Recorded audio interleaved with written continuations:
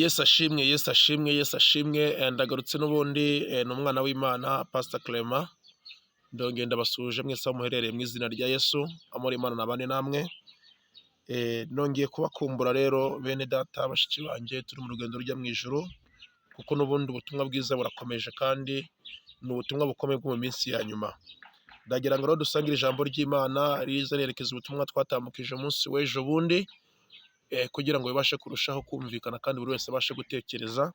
Namara gutekereza arebe ko ijambo twaganiriyeho arihuze n'iri jambo, agira icyo akuramo kimukomeza, kimubashisha gutuma abasha kwitunganya no kwiboneza no kwitegura kugaruka k'umwami wacu Yesu Kristo, ndetse no kuza guhemba no guhana abamukoreye neza ndetse n'abamwitwayeho neza, kubera ko ari bugufi. Mbere yuko tugira byinshi tuvuga, reka tubanze dusenga Imana. Mana, mu izina rya Yesu Kristo, Data twese uri mu ijuru, ndagushimiye kandi ndaguhimbaje muri amasaha y'igicamunsi. Ngushimiye imirimo n'ibitangaza ugenda udukora ukatwongera iminsi yo kubaho. Reka izina ryawe rishime kandi rihabwe icyubahiro. Ni ukuri kuba tukiriho ntabwo ari ku bwacu cyangwa kubw'imbaraga zacu, ahubwo ni kubw'uburinzi bwawe n'imbaraga zawe. Kandi tugiye kongera dusangire ijambo ryawe. Mwami, ni ijambo ryawe ritanze kubaho, ariko ndasenze umwuka w'Imana abashe kuba natwe muri ryo, kandi aze kuriherekeza. Buri wese uzaryumva azaritegera amatwi kandi rizamuhindure, rizagira icyo rimufasha ndetse rimubashishe no kwitwararika muri iyi minsi iyo turimo ya nyuma. Ngaho ukomeza kuba natwe kandi ukomeze kutugira neza. Ni mu izina rya Yesu cy'amajoro akoze kuri Imana ibyumvishe. Amen. Nibyo bene data, bashiki banjye, bakuru banjye, bavandimwe, ababyeyi banjye, twabonye ijambo ry'Imana mu minsi yose yatambutse y'ubuzima bwacu. Twabwirijwe byinshi, ariko muri iyi minsi turi mu minsi ya nyuma kandi turi mu bihe bigoranye, turi mu bihe bikomeye, aho dusabwa kwezwa ku gito ndetse no ku kinini. Rero tugiye gusangira ijambo ry'Imana. Ntabwo ndibuze kurivugaho byinshi, ndibuze kurisoma. Nubishobora nawe uzi gufata Bibiliya urisubiremo, urisome witonze. Mbere yo kurisoma ubanza usenga Imana. Ndazi neza ko iri jambo tugiye gusoma riri buze kukubwira byinshi, riri buze kumenyesha byinshi, kubera ko mu Faransa, mu Mwongereza yaravuze ngo no time to lose, nta gihe cyo gutakaza gihari. Kandi mwihangane, kuko njyewe nahamagariwe cyangwa se nahamagariwe kubwira abantu kwitegura kugaruka kwa Kristo, kuko njyewe ndimo ndareba ijuru, ntabwo ndimo ndareba isi. Benshi muri iri vugabutumwa bari kureba isi cyane, bakizeza n'abantu iby'isi cyane, ariko njyewe nahamagariwe kugira ngo mbizeze iby'ijuru, cyangwa se mbabwire iby'ijuru, kubera ko hano ku isi turi ku icumbi. Gutunga iby'isi ni byiza, ariko ni ukubitunga igihe gitoya tukabisiga. Njye ndashaka kugira ngo dutegure ejo hacu hazaza muri ubu buzima bw'umwuka. Turasoma muri igitabo cya Yeremiya, ibice byaho 51, duhere ku murongo waho wa mbere. Umutwe w'amagambo uragira uti iherezo ry'i Baburoni. Turahera ku murongo waho wa mbere tugeze ku murongo wa 19. Iherezo ry'i Baburoni.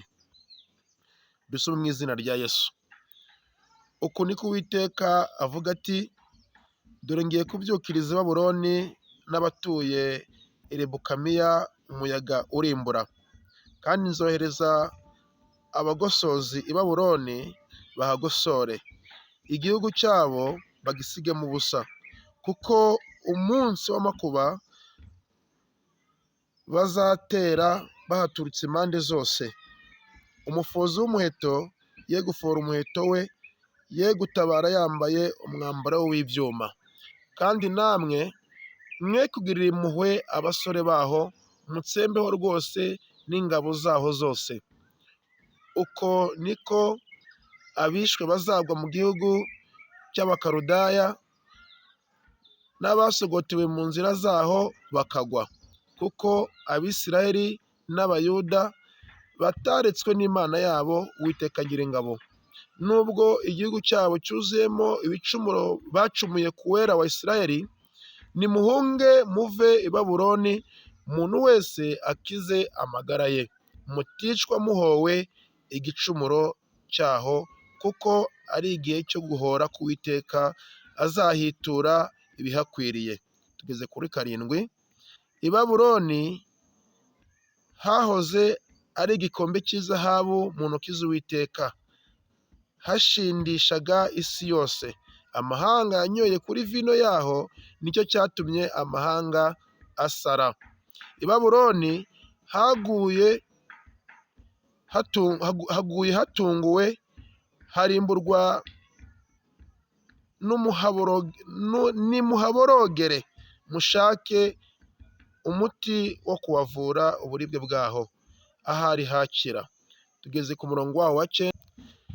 Twashatse gukiza i Baburoni ariko ntago byigeze bishoboka. Nimuhareke kandi umuntu wese asubire mu gihugu cy'iwabo, kuko urubanza rwaho rwageze mu ijuru, rwarazamutse rugera mu kirere cyo hejuru. Umurongo wa 10. Uwiteka yagaragaje gukiranuka kwacu, nimuze tumenyeshe i Siyoni umurimo w'Uwiteka Imana yacu. 11. Nimutyaze imyambi, mutware ingabo muzikomeje. Uwiteka yabyukije imitima y'abami b'Abamedi, kuko imigambi ye ari kuri Baburoni ngo aharimbure, kuko ari uguhora k'Uwiteka ahorera urusengero rwe. 12. Nimushinge ibendera ku nkike z'i Baburoni, mushyireho abarinzi bafite amaboko, mushyireho n'abararizi, muringanize abo kujya mu bico, kuko Uwiteka yagambiriye ibyo yavuze ku baturage b'i Baburoni akabisohoza. 13. Yewe utuye ku mazi menshi, wagwije ubutunzi bwinshi, iherezo ryawe rirageze, rihwanye n'uburakari bwawe. Uwiteka Nyiringabo arirahiriye ati, ni ukuri nzakudendezaho ingabo zimeze nk'ubuzukira, zikuvuzeho induru. 15. Yaremesheje isi ububasha bwe, yakomeresheje isi ubwenge bwe, kandi ubuhanga bwe nibwo yabambishije ijuru. 16. Iyo uranguruye ijwi rye, mu ijuru haba guhorera kw'amazi menshi, kandi atuma ibihu bizamuka biva mu mpera z'isi. Aremera imirabyo kurabya imvura, kandi agakura umuyaga mu bubiko bwe.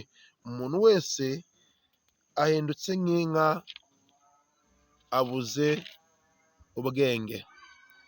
Umucuzi w'izahabu wese akomeje isoni n'ibishushanyo yicuriye, kuko igishushanyo cye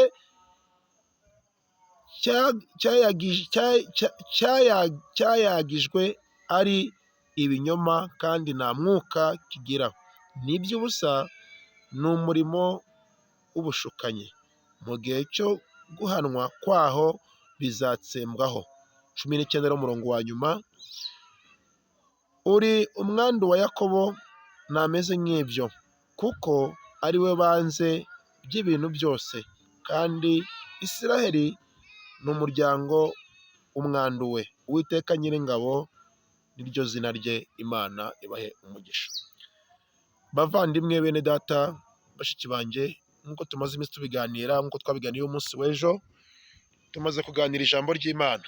Rero iri jambo ry'Imana ntabwo ndi buze kurivugaho ryinshi, ariko abo twabashije kubana ejo bundi hashize, ijambo bo ryagezeho, bari buze kwisobanurira byinshi, kuko muri iyi minsi ntabwo turi mu bihe byo kuvuga byinshi bitewe n'impamvu, ariko nzi neza ko umwuka wera ari buze gusura buri wese akarushaho kumuganiriza. Ndongera gusubiramo ngo iyeze kandi ugaragaze ibishoboka byose n'umuryango wawe ku bashoboka, nabo babwire bezwe, kuko Yesu ari bugufi, aje gutwara itorero, aje gucyura umugeni, kandi hahirwa uwazasanga yiteguye. Ndifuza kuzabana nawe mu ijuru, kubera ko hano ku isi turi ku icumbi, iwacu ni ubwami bwo mu ijuru. Ndabakunda cyane, kandi Uwiteka abane namwe. Nk'uko twabivuze ubushize, dukomeje gahunda yo kwihana. Ndi gushimira abantu bumvise ijambo ry'Imana, bagaca bugufi imbere y'Imana, bakahamamagara tugasenga Imana, bakihana imbere y'Uwiteka, kandi biri kugenda neza. Nzi neza ko Imana iri kongera kubongerera imbaraga zo gukomeza gutsinda ibigeragezo. Niba nawe ukinangiye umutima, ariko ijambo ry'Imana rikaba rikugezeho aka kanya, fata telefone umamagare, uce bugufi wihane. Birashoboka ko waba warihannye ukumva biracyagaruka muri wowe. Niba bikigaruka nuko hakirimo ikibazo, fata telefone yawe umpamagare. Ntabwo nshaka ngo umpamagare umbwira ibindi, ndashaka ngo umpamagare umbwira ati mushumba, ndumva nshaka kwihana, ndatsinzwe n'ijambo ry'Imana, mwuka wera arangendereye, ndumva nshaka guca bugufi. Uwo niwe nshaka ngo ampamagare. Nimero yanjye ni iyi ngiyi: 0788 750 353. Reka nsubiremo: 0788 750 353. Nuduhamagara turakwitaba. Imana yo mu ijuru iguhane umugisha. Rero Uwiteka abane namwe, amara Imana akomeze kubana namwe. Murakoze, ndabakunda cyane.